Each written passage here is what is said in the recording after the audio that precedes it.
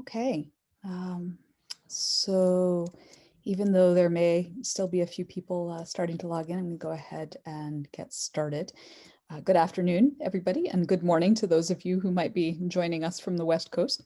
My name is Catherine Osborne. I'm the project coordinator for Fordham University's initiative, Taking Responsibility, Jesuit Educational Institutions Confront the Causes and Legacy of Clerical Sexual Abuse, which is a joint project of the Theology Department and the Curran Center for the Study of American Catholicism. So on behalf of our director, Professor of Theology, Brad Hinsey, and the rest of the leadership team, I'd like to welcome you and thank you all so much for joining us for this conversation. I'm just going to give a couple of housekeeping notes and then we'll turn to our distinguished panel. So first, just a brief note about logistics. Our panelists will be speaking for about 40 minutes or so, and then we will open it up to audience questions. If you have a question, you can put it in the Q&A box. You should see a button for that at the bottom of your screen. The chat is disabled for the audience, so please use the Q&A if you have a question to ask, and you can do that anytime, not just at the end. So second, to turn to the bigger topic, I want to note that this webinar is the fourth in a series that we have been holding on historically marginalized communities and the abuse crisis in the United States. So please visit our website for recordings of earlier panels focusing on Latinx, Native American, and Asian Pacific Islander American communities. Our initiative is primarily focused on new research, but while our various grantees are working, we wanted to take this semester to highlight voices that are engaged in shedding public light on these very under-discussed communities. So I encourage you to check out the previous events, as well as if you are interested to join our low-volume mailing list or follow us on Twitter to hear about our other activities. And I'll put those links in the chat in a moment.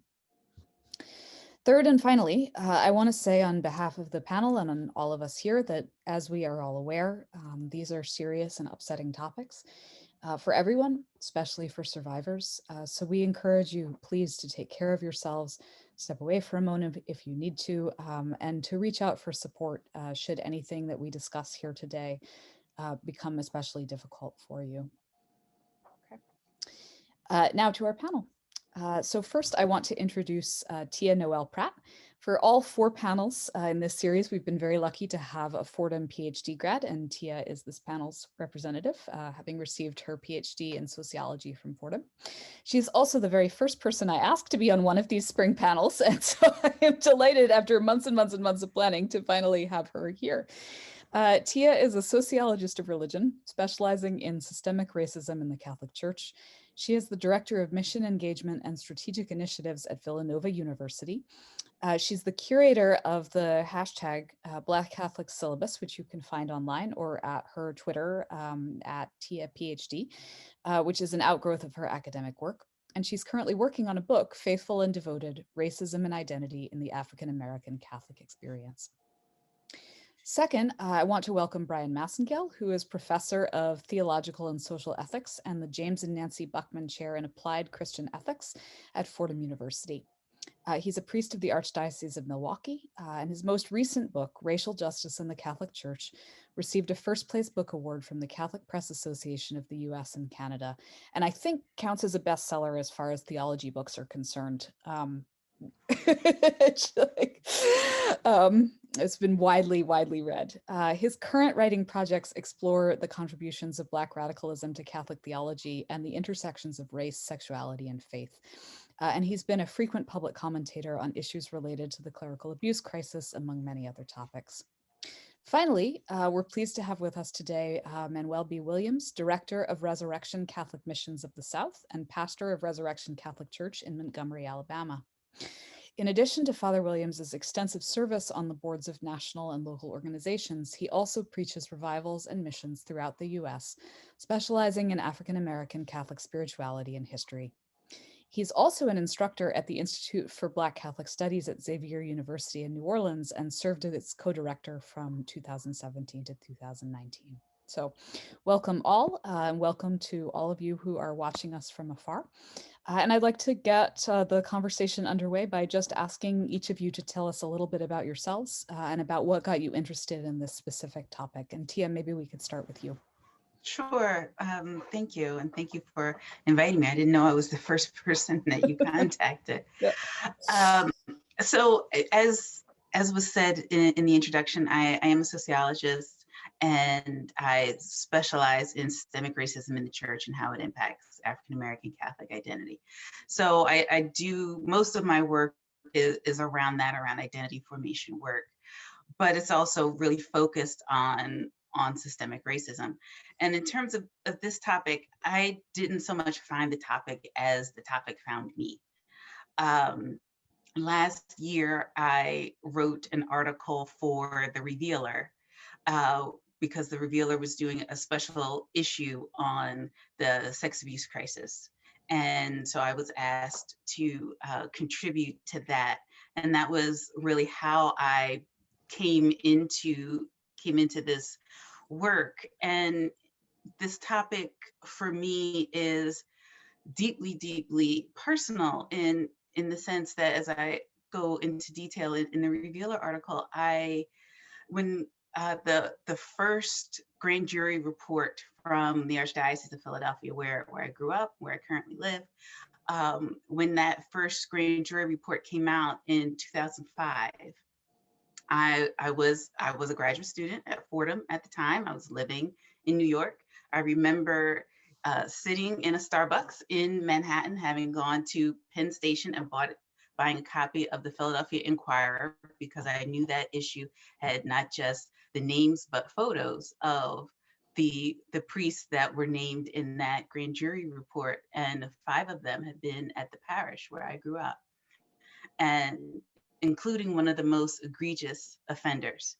And when he came to my parish, the Archdiocese had known for years, for decades, about his crimes, and knowingly put me as a 13-year-old in danger, my friends, their siblings, put us in danger. And so this was something that was deeply personal to me, and I shared that and wrote about that in the Revealer piece. And since then, I've been asked to participate in Notre Dame's working group on the sex abuse crisis. And you know, I said in the Revealer piece that I would not write about the subject again. Turns out I lied. I probably will, especially in having joined the Notre Dame group. But any further writing, what I'm working on right now is much more, from a sociological perspective, much more theoretical to help us understand the cases and the projects and the stories of survivors, and help us to be able to think about this in that kind of theoretical way. Because I know for me, I can't do the work that some of my colleagues in the Notre Dame group are doing, that my colleague Brian Clates at Case Western is doing about, interviewing survivors. I just know I can't do that and still be in this church. And I want to be able to stay in this church.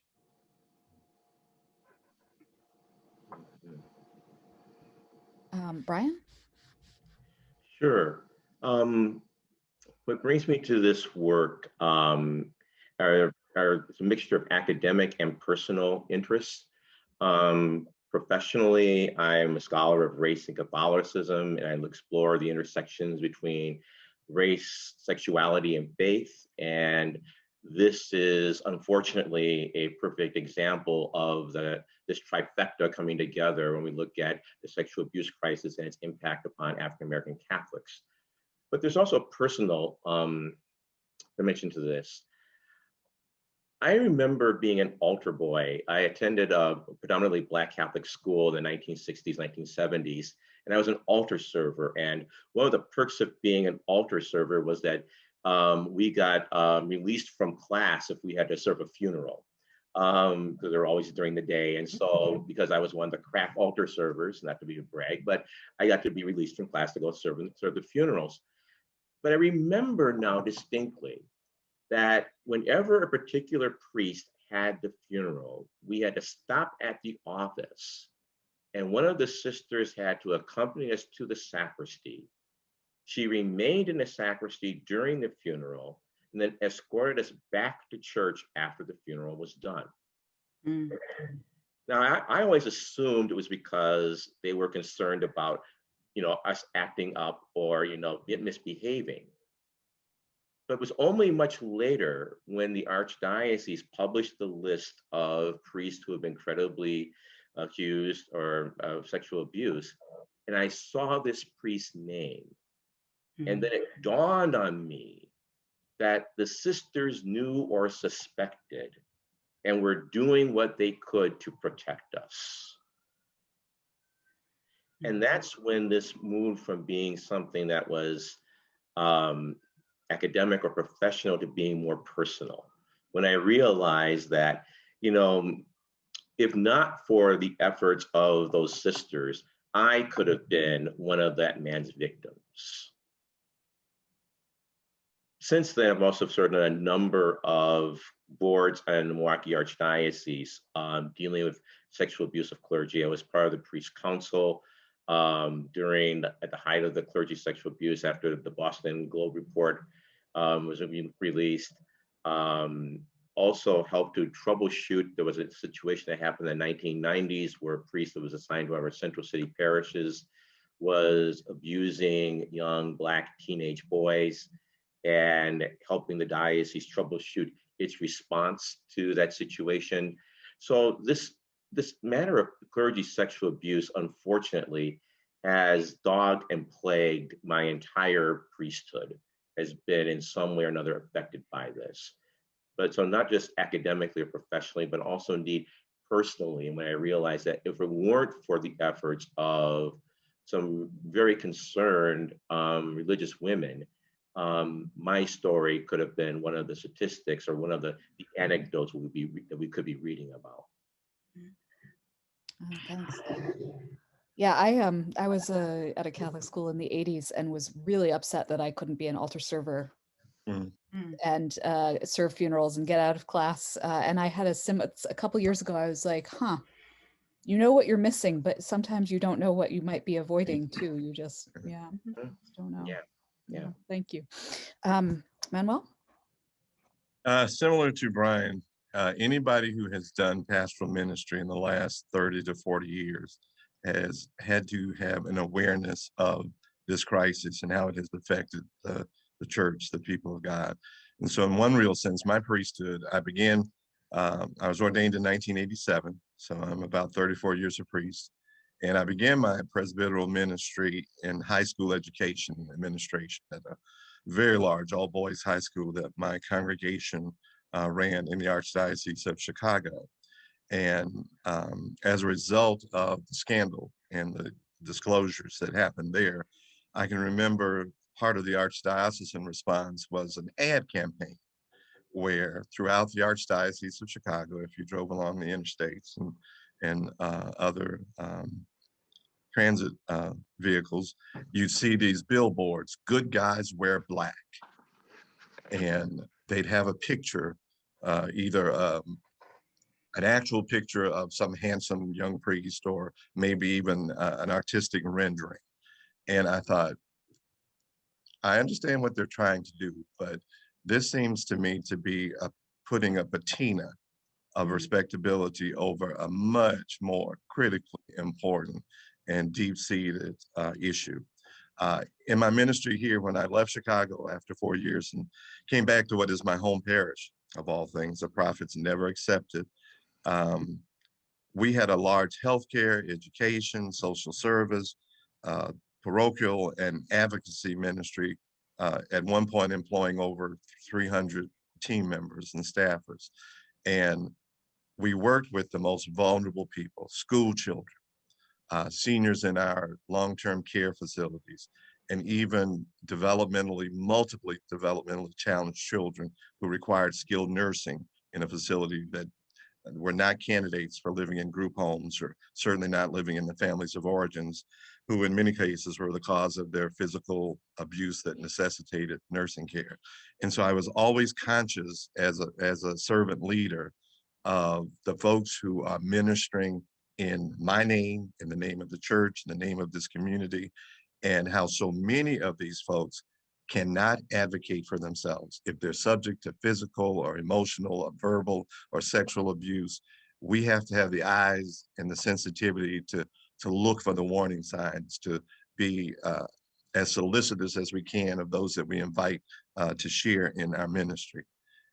And then for 13 years, I served in leadership on our provincial council. And as the youngest member of that council, when my order dealt with several situations, and thanks be to God, they didn't involve children in the cases that I was asked to be an advocate for the families. It was adults, but still vulnerable adults, employees of our school, a young single woman impregnated by one of our priests. And how are we going to do justice to this woman and to the subsequent child, which comes from this relationship? And so in one real sense, ministry in the church for the last 40 years has been framed by the awareness of this crisis and how it affects the way that we do things professionally and personally. I've been thinking that in many ways there's almost a dual consciousness. Certainly the desire is to protect the vulnerable, to protect our children, to protect vulnerable adults, but also that awareness that I have to be conscious of protecting myself in terms of not putting myself in positions where pastoral concern or care or a look or the side hug could be even misinterpreted. And so it is as James Baldwin talked about, being Black in this country, also being aware of this issue in our church is a state of being constantly conscious, enraged, and vigilant.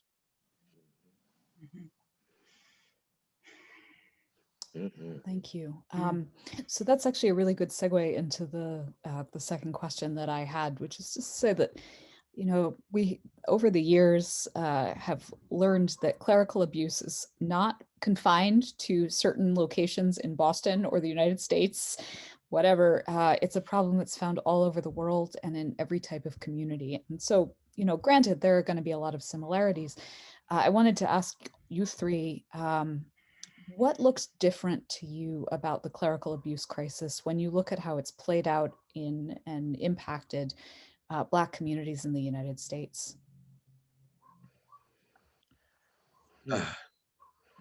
I think my lived experience has said to me that there has been a reticence in many of our traditionally Black Catholic communities to make these instances of abuse known.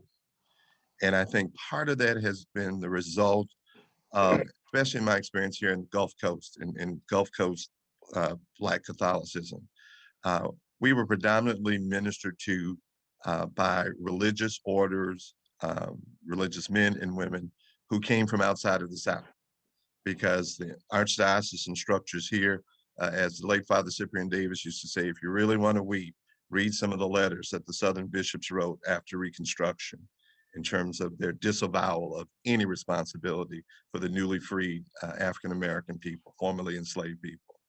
And so I think there developed this kind of innate sense in the community that these good white sisters and priests have come to the South and they are working in the 20s and 30s at some considerable, maybe even physical risk to themselves to be in our schools, to pastor our churches and whatnot.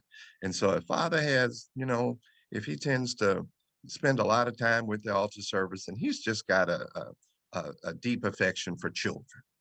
And so there was this reticence, I think, to have vigilant eyes or when things became explicit and it was known, even a reticence to go to the proper authorities and to say, this is what is happening. One of the strange incidents I had here, there'd always been a rumor around the parish that one of my predecessors of 40 or 50 years ago had fathered a child with one of the staff members here who worked in our development office.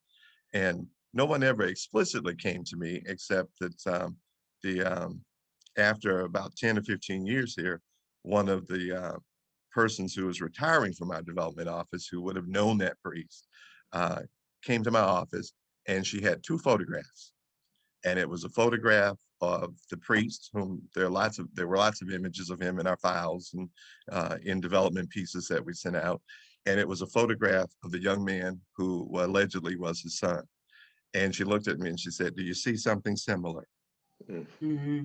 And I went, "Oh my God." Yes, I do. So I think in many ways, our community, in some ways, out of survival, out of dysfunction, whatever, sheltered those abusers rather than brought them to the fore. Mhm. And you're making me think, I mean, who even is the proper authority to At report that point, to if yes. you're, a Black person who has been abused by a white priest in the set? Like, who could you go to, right? Yes. Well, that's not only in the South, it's also a situation that happens in the North as well. For example, in my archdiocese, my home archdiocese, the reality is that the archdiocesan structure isn't readily accessible because the archdiocesan headquarters, where you have to go, is located in a white neighborhood. It's not accessible easily by public transportation. And also, and I don't mean to be, well, I need to be honest here, many of the archdiocesan officials lack the cultural competence to talk to Black people, especially Black teenage boys.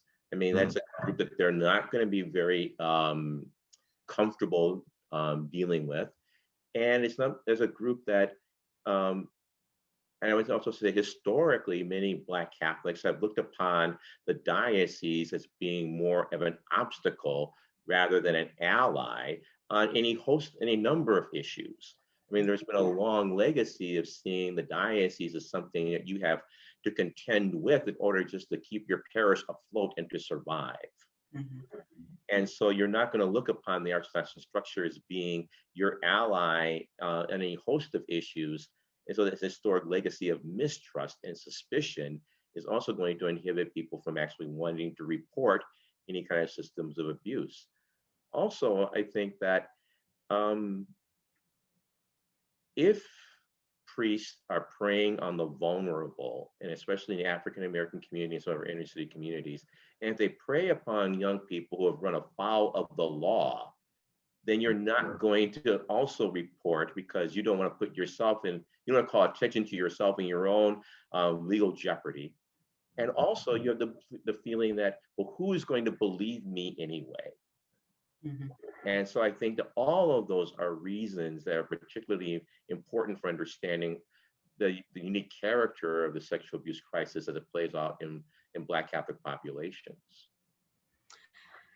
Yeah, I want to echo both points, both sets of points, and really kind of spotlight how these are specific, concrete ways that systemic racism just continues to manifest itself in our church and how it impacts African Americans. If you are already marginalized in your church and the diocese is not an ally, is an obstacle, is something you have to contend with, if you know that your parish is always on the brink of being closed, and if you come forward, one, you might not be believed because you're already marginalized.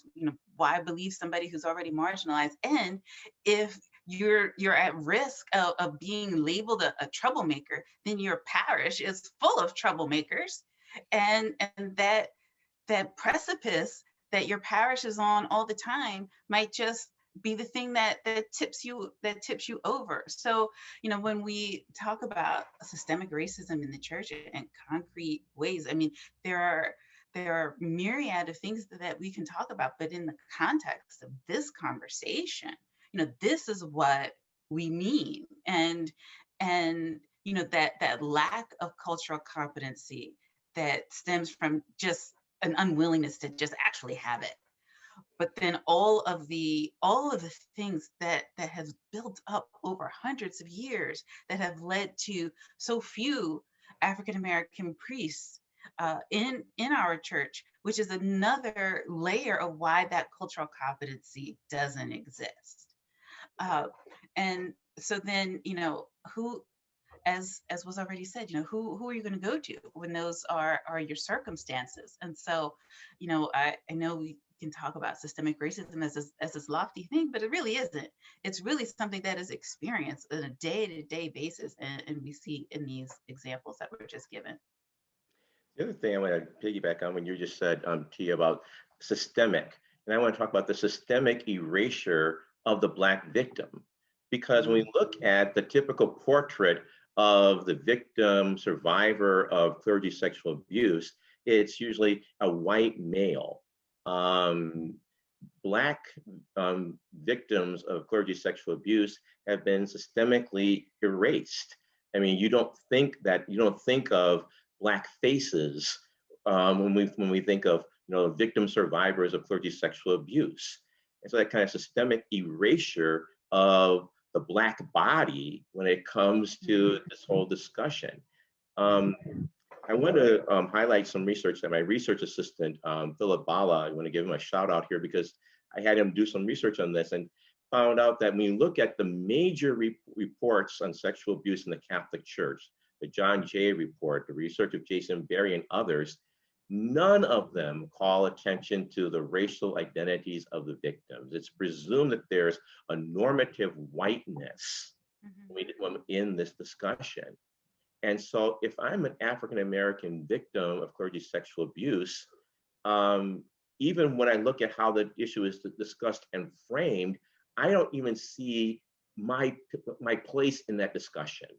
And so I'm even less likely to come forward and to identify myself when the way in which the discussion is framed within the Catholic Church and in the academic research that exists doesn't even allow for my place, which is again a reflection of systemic racism, but here is a systemic erasure of the very possibility of my identity as being a victim survivor. Yeah, and that erasure is enhanced when dioceses don't even keep records, as they keep records of victims who have come forward. They don't keep records on race. Exactly. We found out that they're not there. I mean, it's not there. And sometimes it's out of a concern to preserve anonymity, confidentiality, but in others, it's just something that this simply is not of interest.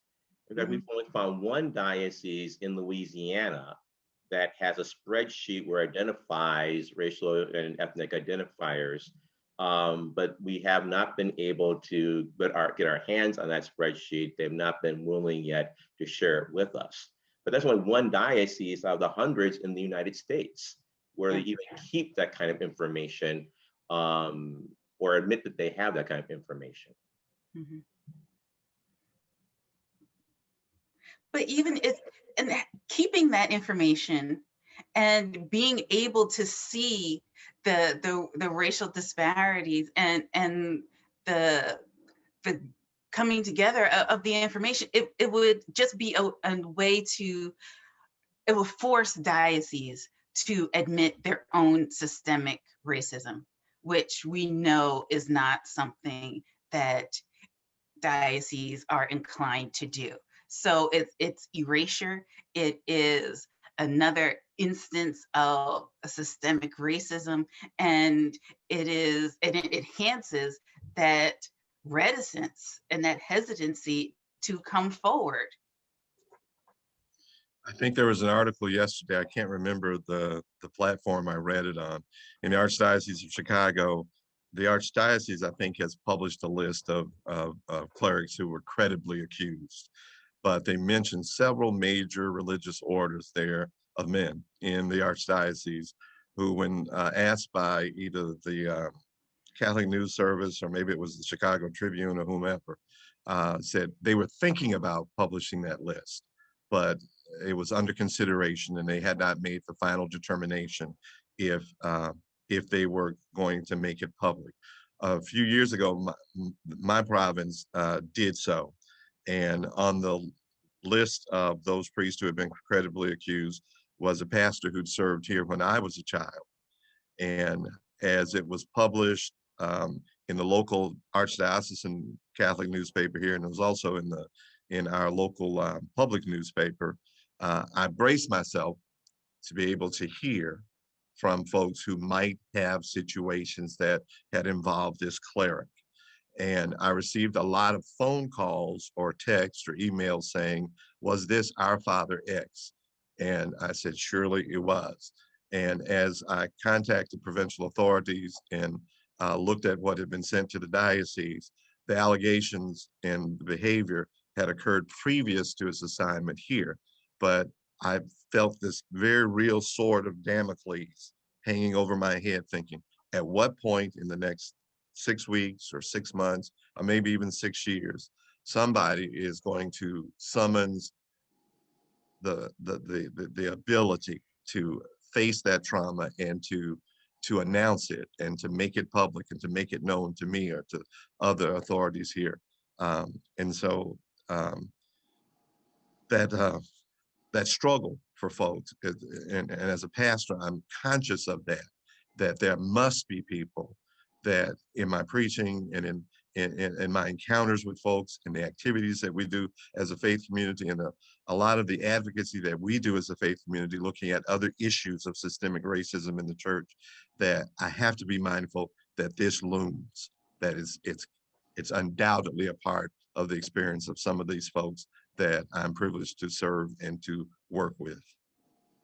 But you're also pointing out something, Manuel, that in order to get that kind of information, it's like you almost have to become like a detective. You have to know Where to go, where the African-American parishes are in any diocese or in any religious order's ministry, then look at who of the credibly accused have been assigned to those parishes, and then look again about what information may be released in terms of, but it's like looking at all that kind of information. It's like we don't have a central repository of that kind of information. Yeah. And one only can assume that the church is either uninterested in it, or it seems it's not relevant, it's not important, it's not deemed important. Or, like I remember when I was called to help troubleshoot the situation in my archdiocese, I think the racial identity of the victims was important only insofar as they felt it could be, it could enhance negative publicity if it were known that there were African Americans who were being victimized by this priest. But it wasn't a concern for the African American victims as victims. It was concern for the church's reputation that could take a hit. Yeah. Not only were they being sexually abusive, but they were also being potentially racist. That was the concern. Yeah. And the detective work that you mentioned, Brian, it is enhanced when you think about the parishes that have closed and have merged, and the propensity in the 90s and the early 2000s for newly merged churches. The church that stays open gets a new name. So then you have to backtrack all of that. And then if the churches are just gone now, then where have the people scattered? Are they even still practicing Catholicism? Yes, exactly. And then how do we find them? And so the detective work, as you said, that's necessary to do this is just massive.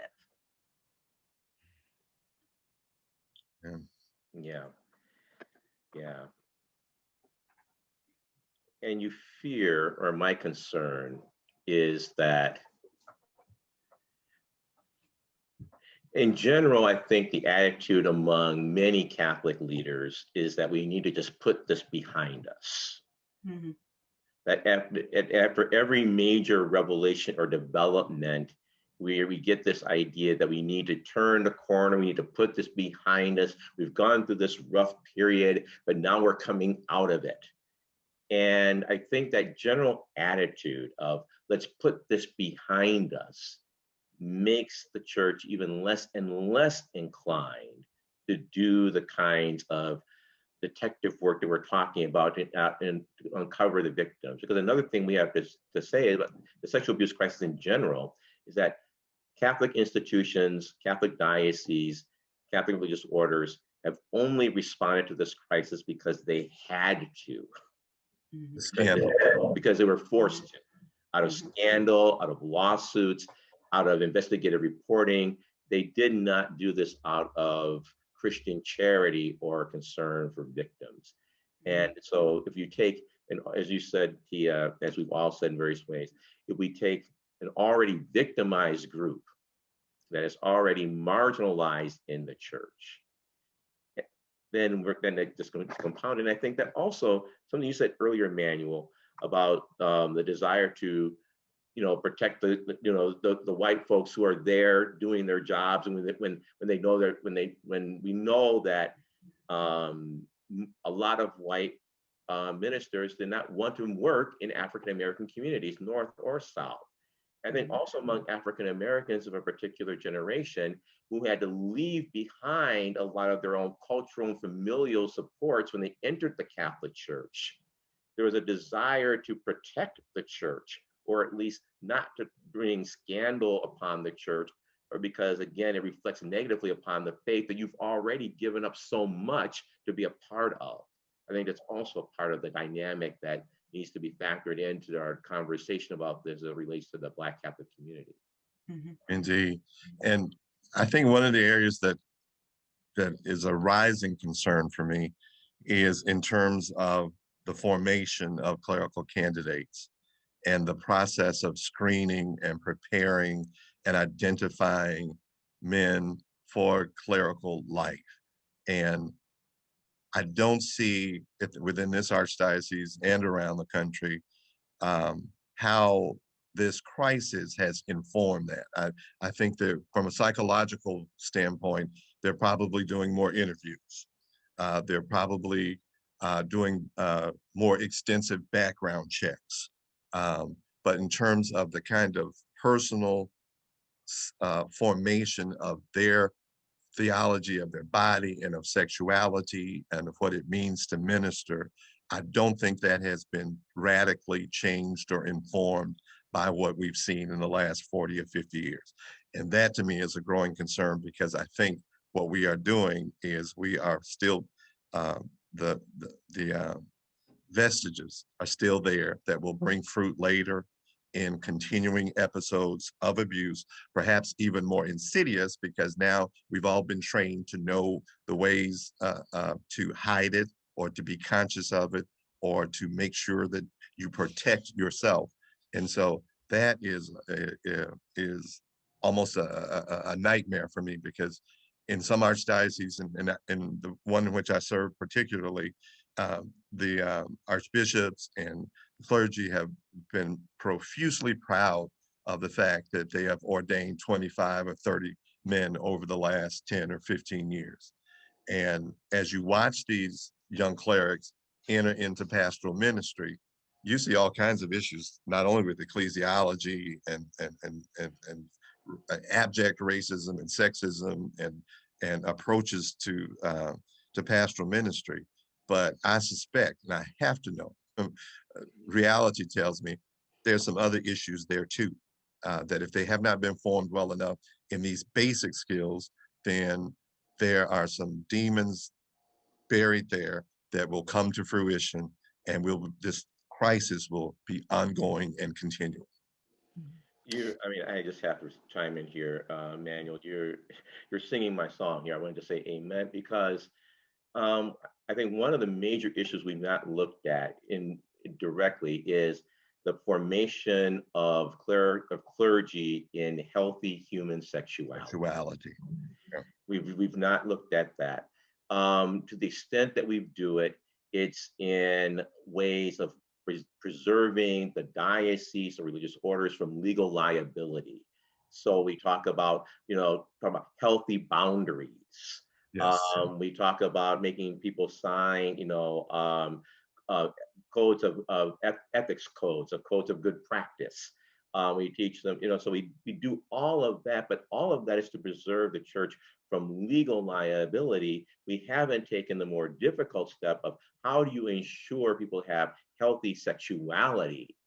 And I think part of what's led to this crisis is that we've never had in seminary systems that I'm aware of open, honest conversations about human sexuality. And my fear, like yours, is that the contemporary seminary system we've encouraged those conversations to go even more further underground than they were previously.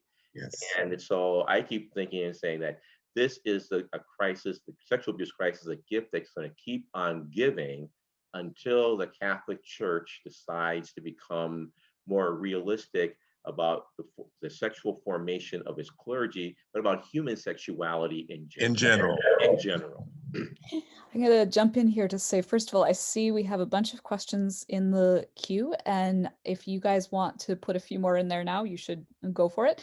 I'm going to ask just one more question of my own, which is related to what you guys have all been discussing here, and then we'll turn to some audience questions. So I said it has to do with what you've been saying, but I thought it might be valuable to hear some reflection on approaching this problem pastorally, defined very broadly, as a priest, but also as teachers, community members. What kinds of support do African American parishes need as these revelations hit?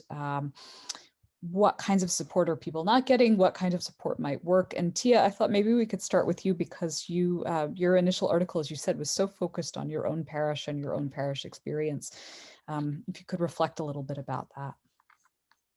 Yeah, thank you. I mean, what parishes need, especially predominantly Black parishes, is just the support of knowing that they're going to be there. I mean, we have this culture of, the parish is it in terms of how you experience and live your Catholicism. And when your parish isn't there anymore, like the parish that I wrote about in that Revealer piece isn't there anymore.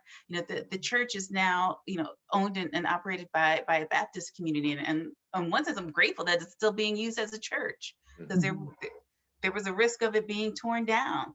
Mm-hmm. So they need that support, first of all, just to know that their parishes are there. They need the support of their diocese. And that happens in a lot of ways. That happens in actually just believing and acknowledging the survivors who have come forward. It happens in how records are kept, how records and information are made known. It happens in leadership. I mean, how can you really think that you can go to the diocese for help when there is no African American leadership in your diocesan office? Structures, yes. I mean, for the few dioceses that still have offices of Black Catholics, Black leadership in the diocesan office begins and ends in that office, and that doesn't have to be.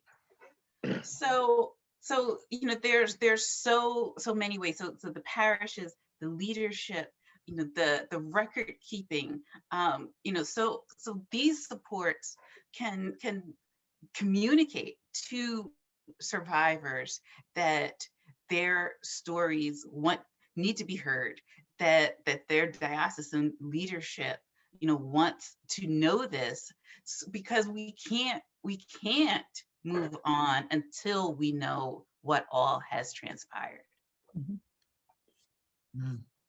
Amen. Yeah, I couldn't agree with you more about the composition of archdiocesan leadership in many ways. Because in the few places where Office of Black Catholics do exist, that person has to also be the informal ombudsman for the Black community when it comes to dealing with these issues of clergy sexual abuse. I mean, that's exactly what happened in the Milwaukee Archdiocese. That because the offices that are charged with dealing with this issue aren't culturally competent to deal with the African American community. And so I think what we need to look at the shape of African American Catholic leadership in the church. But I think we also need to look at the kinds of materials that are developed that talk about the issue of clergy sexual abuse, and make sure that they are racially and culturally inclusive, so that a potential victim or a survivor can see their story represented. They can see themselves in that story. Because again, when you look at what's in print, when you look at photographs, when you look at the discussion, we're not in that story. And if I'm a survivor, why do I want to put myself forward in reliving this trauma when I also have the realistic fear that not only will I not be believed because of the general disbelief of victims and their stories, but I also will be discounted because of my race. Yeah. And I think I'm also uniquely conscious, at least because of we're in the Archdiocese of Mobile. The whole Archdiocese is about 3.5% of the population of the lower 32 counties of South Alabama. And of that 3%, you can imagine what the percentage of African American Catholics is. It's a much larger number as you approach the counties in the city of Mobile and the Gulf Coast area because of that particular history. But I don't think the broader church is being well served by those structures either. And so I take heart with what I see as Pope Francis is becoming more intense insistence that the structures of our church that are opened more to the sensus fidelium, to the gifts of men and women of faith, and to start to break down some of the clericalist structures that don't necessarily, these duties, these offices, these responsibilities, these roles, presbyteral ordination is not required for any of them. And so if it's institutional safety, as both Tia and Brian have talked about, if that's the primary motivating factor, then not only will this abuse continue, but the other expressions of systemic racism will continue to endure as well. In terms of a concrete anecdotal situation, I am, and Brian probably experiences some of this, there is a network of what I will call woke pastors in the African American community. And we have to support each other in terms of resources and folks. I have a colleague at Xavier, Dr. Brian Turner, who's a psychologist and is brilliant in both his teaching, but also in his therapeutic practice of dealing with young African American men with issues of sexuality and identity.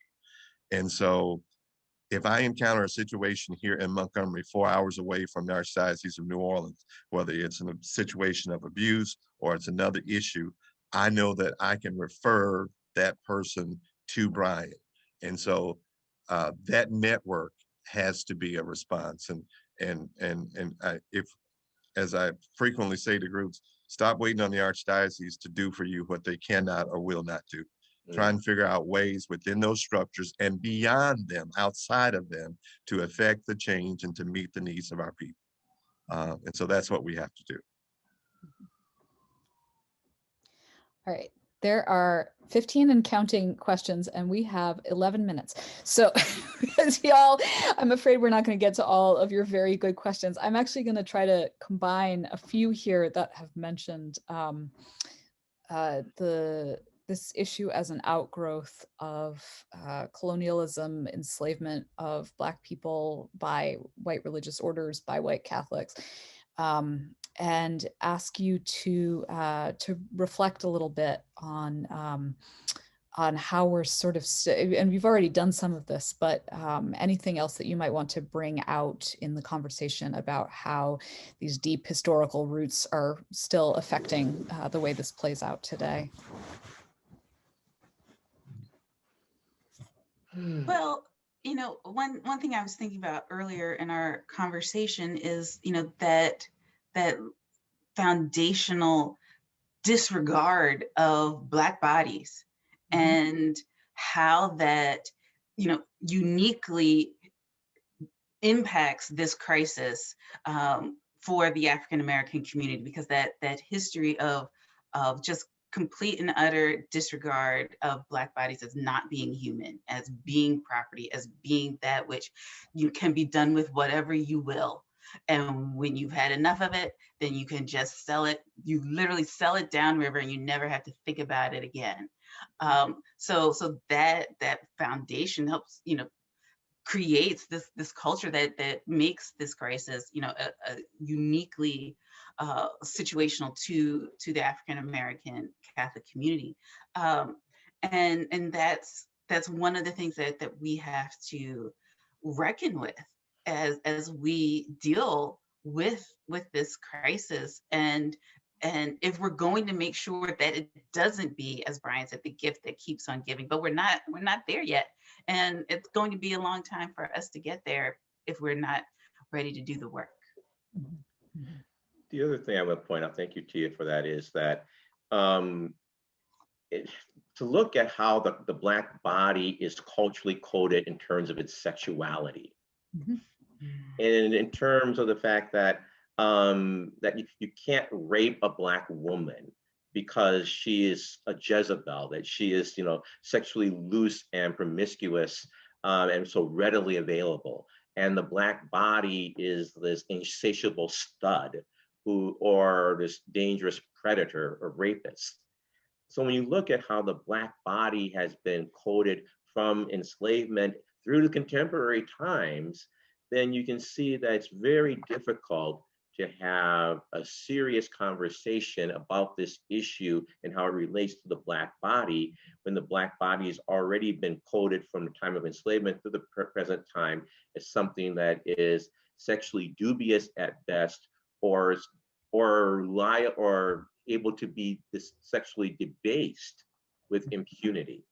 And I think that carries over into the kind of conversation that we're having with today, this afternoon.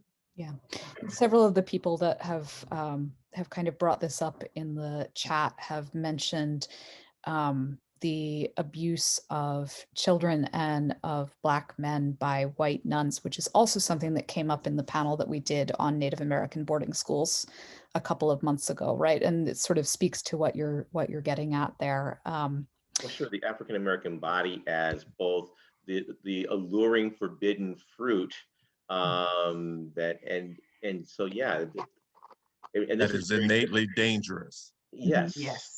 Yes. And available for experimentation. Right? Well, exactly. And this is something that's titillating and exciting and alluring, but it's something that cannot be admitted in polite company either. So I think that this is why I think is another reason why it's just so difficult to talk about the issue of sexual abuse as it relates to the African American community, because it means you have to deal with the culture's fear of and fascination with Black sexuality. And that's just something that we're just not used to having that kind of public conversation about. Yeah, somebody else asked, and I think there's probably not available information to allow you to really answer this factually, but it was an intriguing question to me. Are custodians, janitors, cooks, as adults, sort of uniquely perhaps vulnerable to this kind of predation in communities especially where there's a racial differentiation between the pastor and the nuns, perhaps, and then this sort of employees who are keeping the place running and are also there all the time, right, and available in this way. Yeah. So we don't have research that fits that particular question. We have ample research about the sexual abuse of African American women who worked as domestics in white households. Exactly. Yeah. So that is readily available, but how that plays out in terms of those who were perhaps custodians or who were housekeepers and rectories, we don't have the information, I don't think. Yeah, exactly. I mean, like, it seems like it makes sense based on the research that you're talking about, but it's one of the many questions that needs a lot more looking into. All right, I'm going to ask one more question from the chat, which is a really big one, and then we'll turn to final thoughts. So this person thanks you, as I do too, and then says, with child sexual abuse of African American Catholics, we seem to be dealing with overlapping forms of denial minimization, in that white discomfort predicates the degree to which these crimes and sins are confronted, aired, and processed. Can you speak to this apparently deep-seated human white majoritarian privileged tendency to deny, minimize, and cast the focus elsewhere? How can we deal with this sort of tendency to just push away and look at other things? I told you it was big. Wow, that is the question. That's the question for the country right now Mhm. in every aspect of our existence. Mhm. And I think part of it is we just have to speak some hard truths. I was deeply influenced by 4 great grandmothers who I had the privilege of growing up with, and only one of them was Catholic. And one of them used to say, put the hay where the horses can get it. And so I know that um, either in preaching venues or in educational venues or in other ministerial and engagement venues, simply calling people out for abject policies and behaviors and attitudes that are racist has to be done, but it has to be done in such a way that the conversation doesn't stop. Um, I'm working with a local board here, our Alabama Shakespeare Festival, and we've been working with a board of about 35 people across the state, all of whom are considered movers and shakers in supporting, of all things, the Shakespearean theater in Alabama. Some folks say that's an oxymoron to begin with. But what we've done is to focus on issues of inclusion and diversity and to have those hard conversations to be able to say to folks, um, I'm not trying to make you feel guilty. What I'm trying to do is to raise your awareness.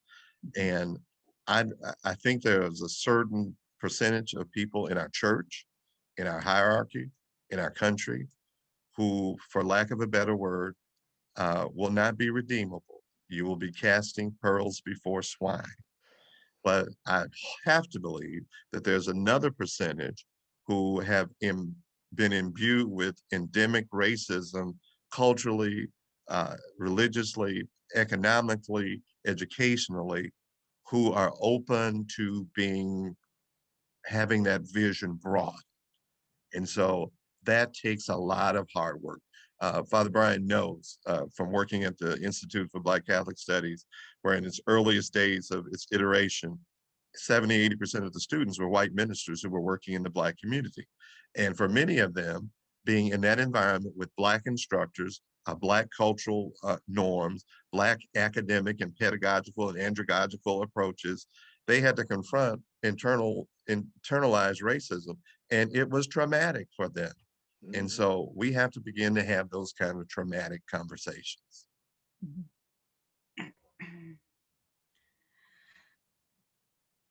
Okay, I'll go. Yeah. I want to echo, what Father Manuel's already said, and there's some folks for whom, having this conversation will be like talking to the wall. You will get a better response from actually talking to the wall. And I sometimes, when I've had enough wine, say be unconvincible. I mean, really, that's what it is. So, but that doesn't bear fruit for any of us, just talking to the wall. So we've got to do the work and find the people that are open to this conversation, are open to doing the work, are open to sitting in their own discomfort, and then figuring out what that means for moving forward as church. If this big C Catholic Church is really going to be a small c Catholic institution, then that has to happen. Mhm. I just want to echo both what both of you have said. Yeah, I think that there is a group in the white majority that is absolutely unwilling or unable to look at racism in an honest way, because they are unwilling and or unable to picture a world in which they do not have racial dominance and privilege. And that white majority, members of that white majority, are present in the Catholic Church, and some of them are in leadership in the Catholic Church. And so I just think that we have to be honest and face that reality. But I also think that then it's up to us to work with those who are open to the conversation and to do the work and not to let ourselves be held back by the inability or the unwillingness of those who aren't able to do it. As James Baldwin said, it's up to the relatively conscious whites and the relatively conscious blacks, handful that we are, who may be able to save the nation, and I would add the church, from our racial nightmare. But Baldwin was never under any illusion that this was going to be an effort that was going to be undertaken by the majority of whites or even by the majority of African Americans, that it's going to be up to those of us who have the passion and the grace of Jesus to do what needs to be done. Thank you all so much. Can I ask you for just a very brief last thought before we let you go? As I listened to all of the reports on the George Floyd verdict last night, and many of the eloquent commentaries done by the various journalists and politicians and whatnot, the voice that stood out for me was the testimony of the young woman, Darnella, who made the initial recording. And what she said in that testimony was that she spent nights after witnessing George Floyd's murder apologizing to him that she had not been able to save his life. And in other words, that she had not, for whatever reason, been able to put her life literally at risk had she tried to physically intervene in order to save his life. And this Sunday is Good Shepherd Sunday in our lectionary. And I thought, this young woman has spoken to what it means for us as disciples, every one of us baptized, to be shepherds for each other, to see the humanity in each other. And this crisis of sexual abuse in the African American community, the systemic racism that we're experiencing with heightened awareness for the last 18 months since that fateful day in May of 2020, is a struggle for us to be able to shepherd each other, to see the humanity in each other, and to force our church and our systems to see in Black bodies, in brown bodies, in everybody, the presence of the divine, a life worth reverencing and living. And that's the goal. And Darnella, I think, spoke most eloquently of all those who spoke yesterday in what she said weeks ago during the trial.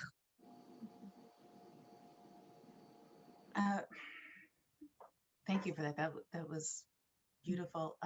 As a final word, I'll just add that this conversation and the other conversations in the series this semester are important steps in decentering whiteness in Catholicism. There is too much of, in both our leadership, our Episcopal leadership, and also in lay conversations, in our Catholic media conversations, where Catholic equals whiteness. And that, first of all, it's just not true. No matter how far you go back in this church's history, it's just not true.